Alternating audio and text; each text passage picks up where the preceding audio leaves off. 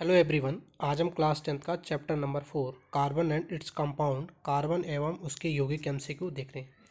तो question number first आपसे क्या कह रहा है, the first member of alkyne homologous series is.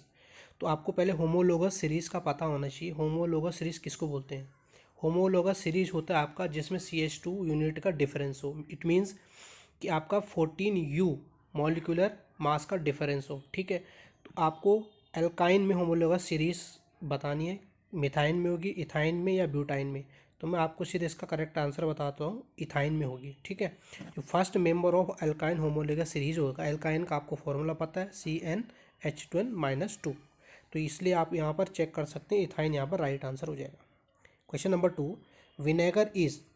Vinegar क्या है? 5 to 8% acetic acid in water या 4 to 8% acetic acid in water. तो विनेगर जो होता है आपका 5 to 8% acetic acid in water में होता है। ठीक है, ये किसके काम आता है आपको पता है? विनेगर विनेगर प्रिजर्वेटिव के काम आता है। ठीक है, जैसे अचार को परिरक्षित करने के लिए, परिरक्षित और रिजर्व मतलब उसको बचाने के लिए, वो खराब ना हो उसके लिए भी हम इसको यूज़ करते हैं, विनेगर का यूज़ करते हैं। तो अगला question third, the non polar end of a soap ion is. तो non polar end of a soap ion is, आपको बताना हाइड्रोफोबिक होगा, हाइड्रोफिलिक होगा। ठीक है, ये बताना आपको। तो पहले मैं आपको बता, हाइड्रोफोबिक क्या होता है? Non polar and. हाइड्रोफिलिक क्या होता है? Polar and. तो हाइड्रोफोबिक और हाइड्रोफिलिक में आप एक बार खुद से इस आइडिया लगाओ क्या आंसर होगा इसका। ठीक है, तो मैं आपके इसको राइट आंसर आपको बता देता हूँ। जो हाइड्रोफोबिक होता है वो नॉन पोलर एंड होता है। तो आंसर क्या जाएगा आपका? ऑप्शन नंबर थर्ड का ऑप्शन नंबर 1। ठीक है, तो नॉन पोलर एंड होगा आपका, वो क्या होगा? हाइड्रोफोबिक। तो हाइड्रोफोबिक कहाँ डिजोल्व होता है? ऑयल में डिजोल्व होता है, वो आपका क्या होता है? Tail and tail. और जो आपका हाइड्रोफिलिक होता है वो किस में? वाटर में डिजोल्व, वो क्या होता है आपका? हेड। ठीक है, आयनिक एंड होता है। क्वेश्चन नंबर नेक्स्ट पे चलते हैं। Question number 5, as the molecular mass increase in any homologous series of a carbon compounds. तब क्या होगा अगर होमोलोगस सीरीज में मॉलिक्यूलर मास बढ़ रहा है? तो ऑब्वियसली बात है, जब मॉलिक्यूलर मास बढ़ेगा तो number of carbon, number of hydrogen increase होंगे। That's why melting point and boiling point भी इंक्रीज होगा। तो यानी कि क्वेश्चन नंबर 5 का राइट ऑप्शन है ऑप्शन नंबर 1। अगले क्वेश्चन पे चलते हैं। Question number 6, which of the given is use to oxidise ethanol to ethanoic acid. इनमें से कौन सा हमको एथेनॉल से एथेनोइक एसिड देता है? कौन सा ऑक्सीडाइज एजेंट है यहाँ पर?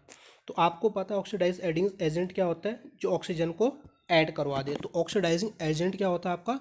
जो कैपेबल ऑफ ऑक्सीडाइजिंग, जो ऑक्सीजन को ऐड करवा दे। तो इसमें जो है आपका एल्काइन KMnO4 भी और एसिडिफाइड पोटेशियम डाइक्रोमेट दोनों ही एक ऑक्सीडाइजिंग एजेंट है। ठीक है, दोनों ही क्या है? ऑक्सीडाइजिंग एजेंट है। तो इसलिए यहाँ पर राइट आंसर होगा आपका क्वेश्चन नंबर 6 का third, both first and second. Question number 7 पे चलते हैं। While cooking if the bottom of vessel is getting black and on the outside it means that. Question आपसे पूछ रहा है, खाना बनाते समय यदि आप बर्तन की तली को बाहर से देखें तो काली हो जाती है, तो इसका मतलब क्या है? What it mean? तो इसका मतलब क्या होता है? आपकी जो ऑप्शन गिवन है, the fuel is not burning completely, the fuel is burning completely, the fuel is over, none of this. तो मैं आपको बता दूं, जो आपका जब भी आपका बर्तन काला होना शुरू हो जाए तो इसका मतलब fuel is not burning completely, because आपके कुछ गैस स्टोव में कुछ वहाँ पर वो हो सकते हैं, क्या हो सकते हैं आपके वहाँ पर कुछ ऑक्सीजन का जब प्रॉपर नहीं जलते, इट मीन्स वहाँ पर कुछ इम्प्योरिटीज़ आ गई हैं, या आपको उसको सही से क्लीन करना पड़ेगा, तब जाके आपकी गैस अच्छे से बर्न होगी। ठीक है, तो क्वेश्चन नंबर 8 पे चलते हैं। The number of proton present in carbon atom is. तो आपको पहले पता होना चाहिए, तो कार्बन का क्या होता है? एटॉमिक नंबर 6 होता है। ठीक है, तो एटॉमिक नंबर 6 होता है, तो एटॉमिक नंबर क्या होता है? Number of proton equal to number of electron. जितने प्रोटोन होंगे उतने ही इलेक्ट्रॉन होंगे। आपको पता है कि कार्बन 6 में नंबर ऑफ प्रोटोन की संख्या कितनी होती है? 6 होती है। जितने प्रोटॉन उतने ही इलेक्ट्रॉन। और आपकी जानकारी के लिए बता, जो एटॉमिक एटॉमिक मास होता है वो प्रोटॉन प्लस न्यूट्रॉन होता है। तो यहाँ पर ऑप्शन नंबर फर्स्ट इसका राइट आंसर हो जाएगा, यानी कि 6। क्वेश्चन नंबर 9 पे चलते हैं। The gas use in welding and cutting of metal is. कौन सी गैस होती है जिससे हम किसी भी मेटल को कट कर सकते हैं? तो वेरी इंपॉर्टेंट क्वेश्चन है। तो यहाँ पर जो गैस होती है वो होती है इथाइन। इथाइन क्या होता है आपका? C2H2। C2H2। सी में क्या होता है? इथाइन में क्या होता है? Triple bond CnH2n-2। पहले बताया मैंने आपको इसका फॉर्मूला। तो इथाइन में क्या होगा आपका? ट्रिपल बॉन्ड होगा। अब इसी को बोलते हैं, मैं आपको एक और फैक्ट बताता हूँ यहाँ पर, जो इथाइन होता है इसी को क्या बोलते हैं? एसिटिलीन। यही किस में काम आता है आपको, मेटल की कटिंग करने के लिए ये गैस यूज़ में आती है। तो क्वेश्चन नंबर 9 का ऑप्शन नंबर फर्स्ट यानी कि इथाइन राइट आंसर हो जाएगा। ठीक है, इसके बाद मैं आपको कुछ की पॉइंट बता देता हूँ।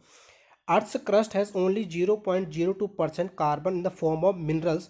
जो अर्थ के क्रस्ट पे होता है 0.02% ऑफ कार्बन होता है। ठीक है, वो किस फॉर्म में होता है, कार्बोनेट के फॉर्म में भी हो सकता है, कार्बोनेट हाइड्रोजन कार्बोनेट की फॉर्म में हो सकता है, कोयल की फॉर्म में हो सकता है, पेट्रोलियम के फॉर्म में हो सकता है। And atmosphere has 0.03% of carbon. जो एटमोसफियर होता है आपका उसमें केवल 0.03% ऑफ कार्बन डाइऑक्साइड होता है। आपको इससे आगे चलते हैं हम। इथीन को हम क्या बोल सकते हैं, इथाइलिन भी बोल सकते हैं। फिर इथाइन को हम एसिटिलीन भी बोल सकते हैं।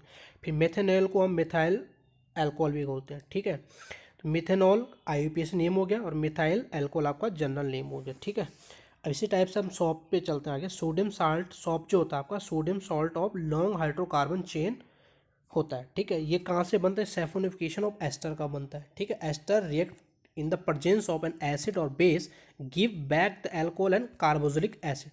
This reaction is known as a saponification या साबुनीकरण। ठीक है, क्यों बोलते हैं इसको, क्योंकि because it is use in the preparation of soap, साबुनी के बनाने में इस प्रोसेस का यूज होता है। फिर इसके बाद हमारे पास आता है डिटर्जेंट। डिटर्जेंट क्या होता है, अमोनियम और sulphate salt of low carboxylic acid.